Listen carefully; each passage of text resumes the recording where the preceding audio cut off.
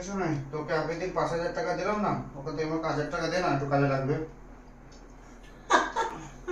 পূজার সময় নাকি ও টাকা বেরোচ্ছে, চিন্তা আবার কি কথা? কেন? আরে টাকাটা দে, কাজে লাগবে। তুই আমাকে কি টাকা রাখার জন্য দিয়েছিলি?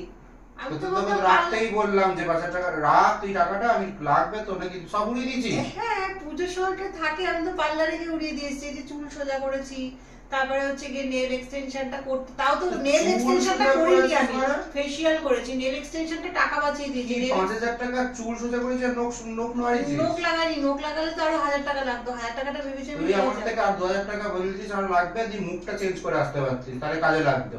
এই থোকনা মার্কা মুখ নিয়ে আমার চুল সোজা করেছে, চল এখান থেকে। আমার টাকাটাই পুরো উড়িয়ে নষ্ট করে আমার দিল। থোকনা মার্কা মুখ, ছাড় এখান থেকে। আমার থোকনা মার্কা মুখ, তোর কি মুখ? মুখটা ফেসিয়াল করে চকচকে করে এসেছি, ঠিক আছে? ও ফেসিয়ালও করেছিস? হ্যাঁ, তো ফেসিয়াল করবো না পুজোর সময় আছে? গোমূত্র লাগিয়ে দিতে পারতি, মুখটা দেখে সিরামের কাজ করতো।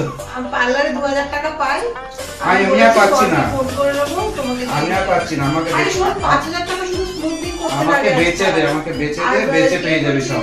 না, মুখে ফেসিয়াল করতে আরো 1,500 টাকা, আর 500 তাও তো ওয়াক্স করিনি, এখন কিছু করে, এখন অনেক কিছু বাকি আছে।